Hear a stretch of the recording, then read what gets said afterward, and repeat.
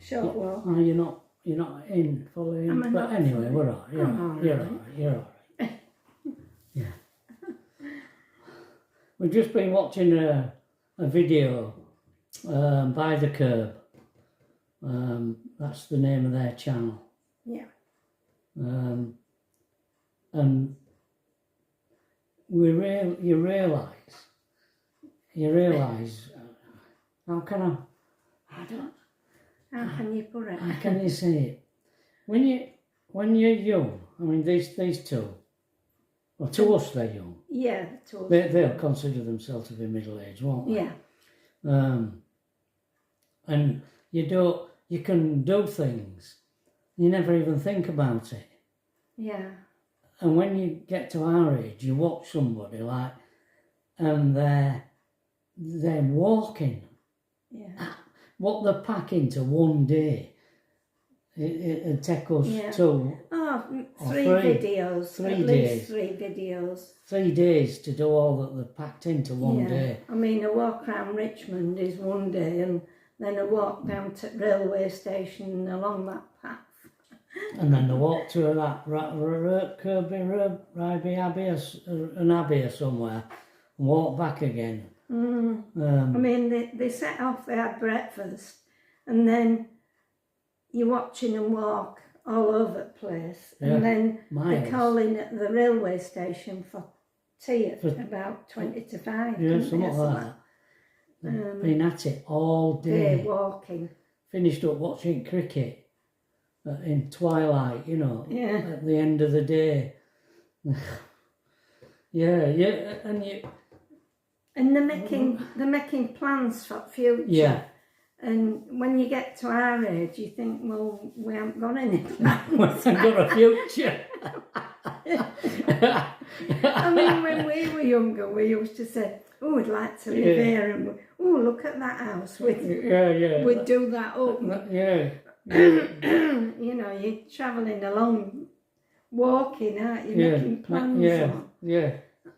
Well, everything opens up to you with possibilities. Yeah. But now our videos don't have them kind of forward-looking plans. No, in fact, it's funny really, but I made some notes yesterday because I noticed that the most viewed video on our channel since we've been doing YouTube, is the introductory video that I did.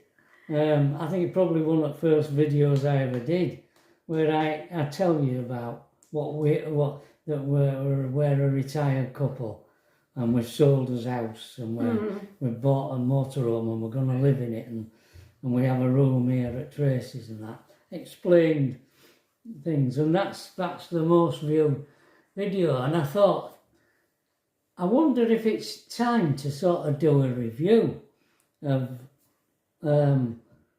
what has happened since I made that video, which would have been in round about, it's just come on pouring down. Wow. Probably it was in 2018.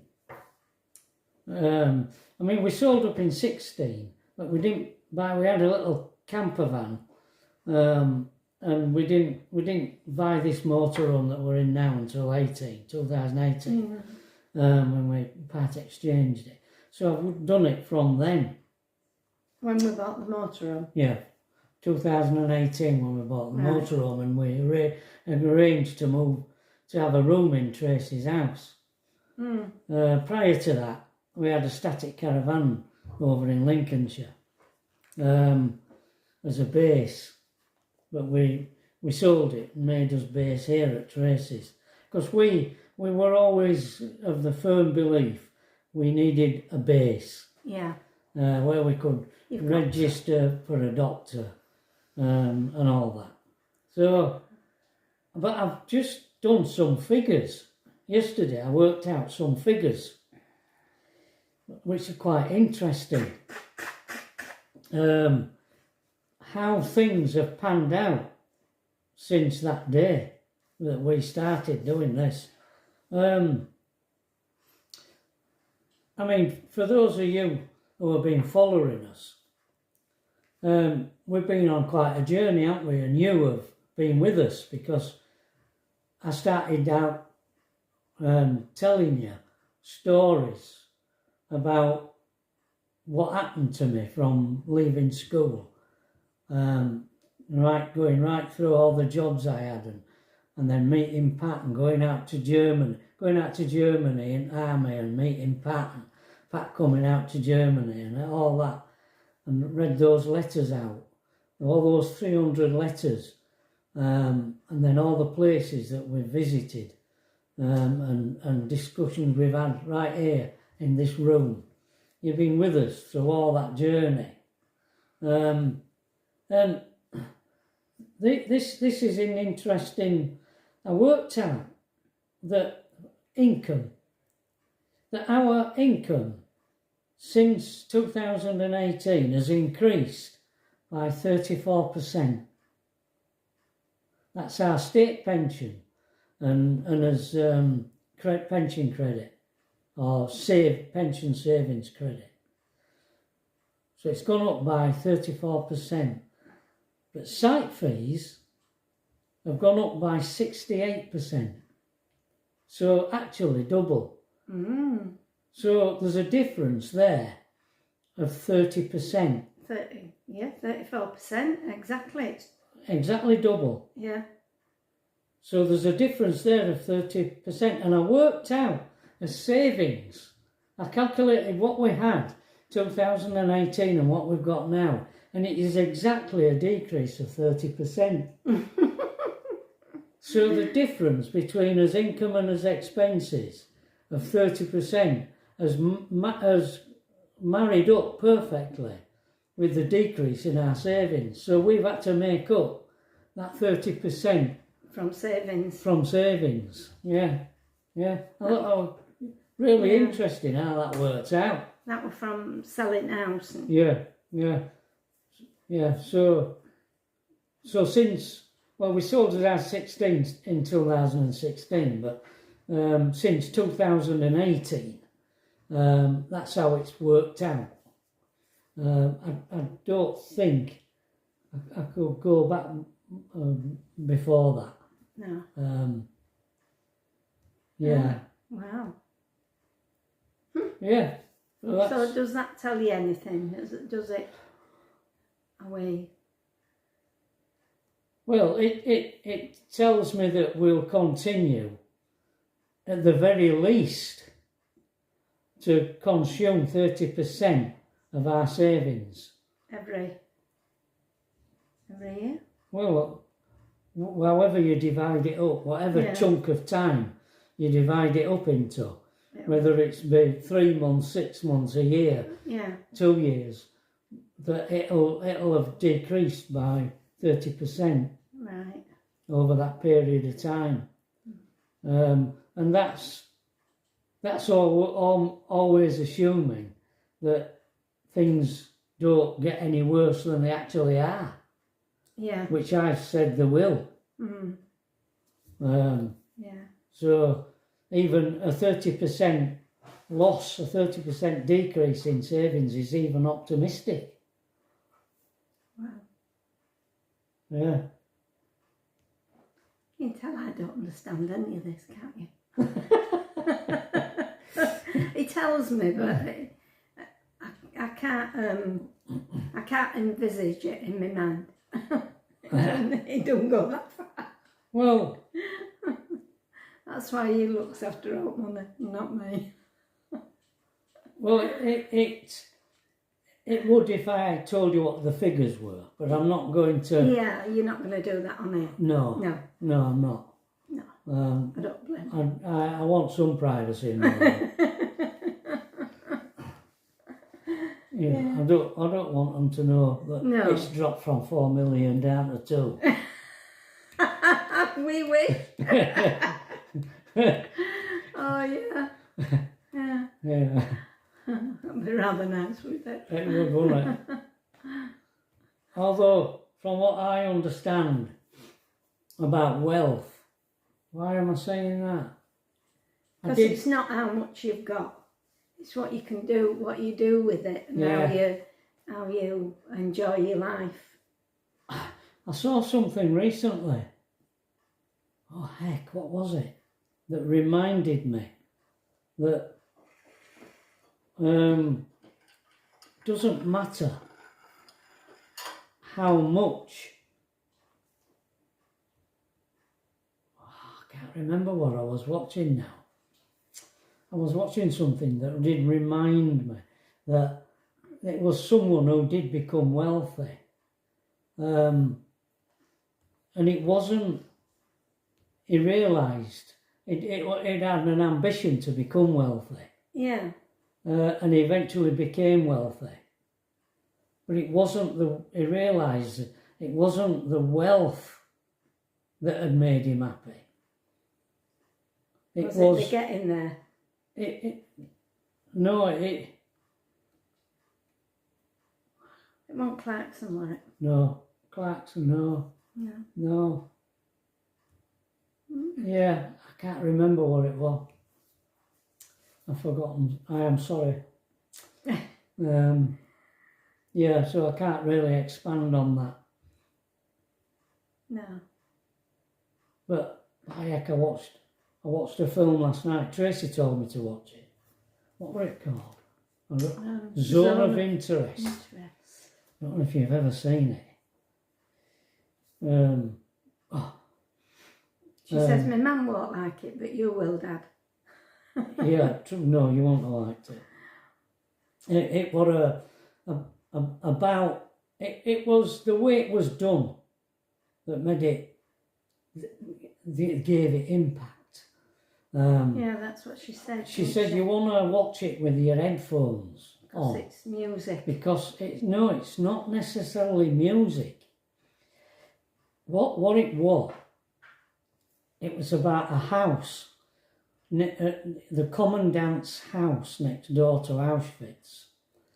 And he had a wife and 3 kids, I think, maybe 4. And they had this. It was a beautiful house in a beautiful garden, and the garden wall was the wall of Auschwitz camp. It was right again it, and the reason why it was more poignant to have the headphones on was because it shows you, it does highlight human nature, because there's this family were living in this beautiful, in this beautiful house, in this beautiful garden, and yet there was a soundtrack of screaming and shooting and misery going on in the background. And even at night, you could see the flames. They had targets. The SS gave them, the commandant, targets of how many people they had to incinerate every day. And it went day and night.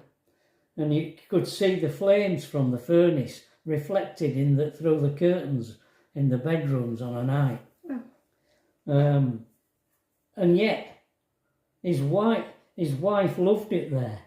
And she said, this is what we've always dreamed of all our lives, to have this house in this garden. The fact that it was surrounded, it was backed onto this living hell. They were oblivious to it. Yeah. It was a fascinating film, but it was the way that it was done, and it did highlight how you can deceive, how human beings can deceive themselves. Yeah. Yeah. Because she were in the house, she were trying all these lovely clothes on, wasn't she? And they were all clothes from the wealthy people. Wealthy people that were in Auschwitz. The fur coats and jewellery and all the rest of it. She even she was trying a fur coat on, and there was some lipstick in the pocket, and she even tried the lipstick on, Yeah. Nice. Yeah. But in the end, her mother, his wife's mother came for a visit, and she left. I don't think she couldn't take it. She couldn't stand it.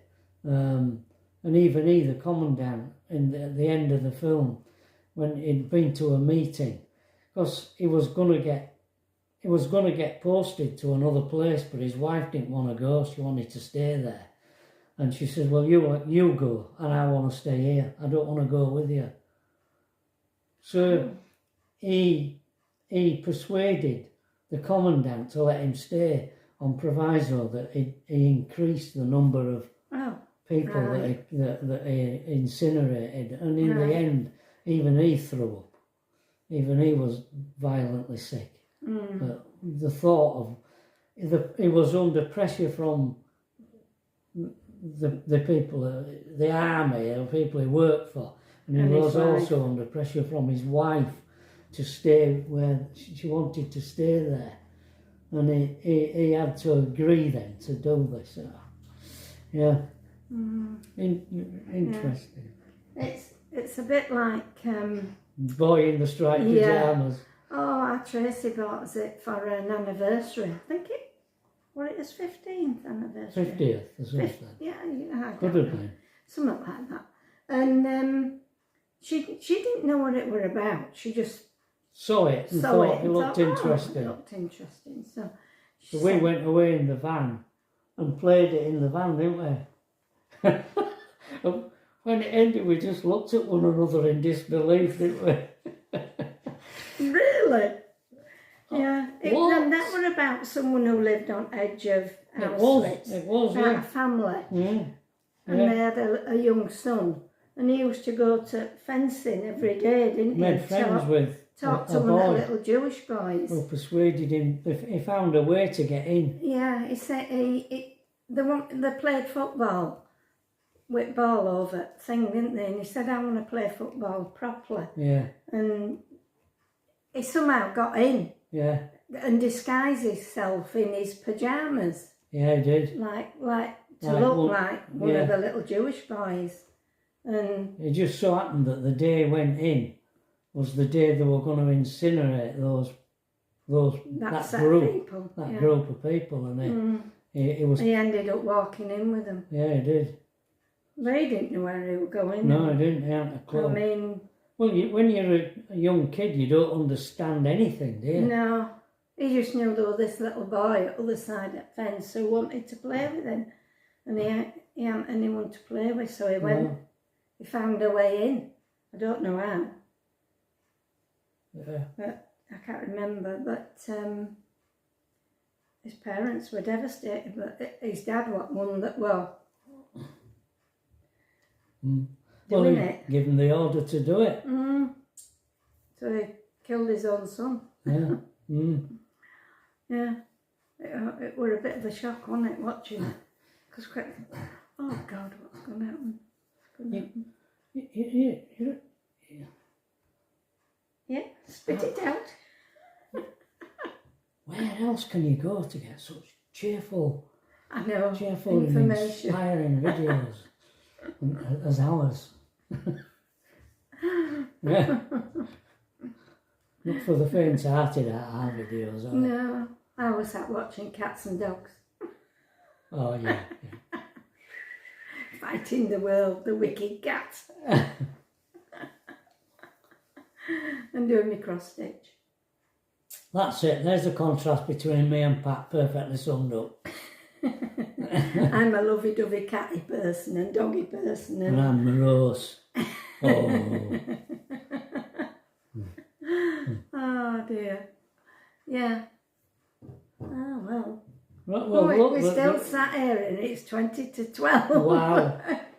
And the rain has stopped and the sun's come out. And the cycling down the footpath. Okay, folks, we'll leave it there. So we'll see you again tomorrow, probably.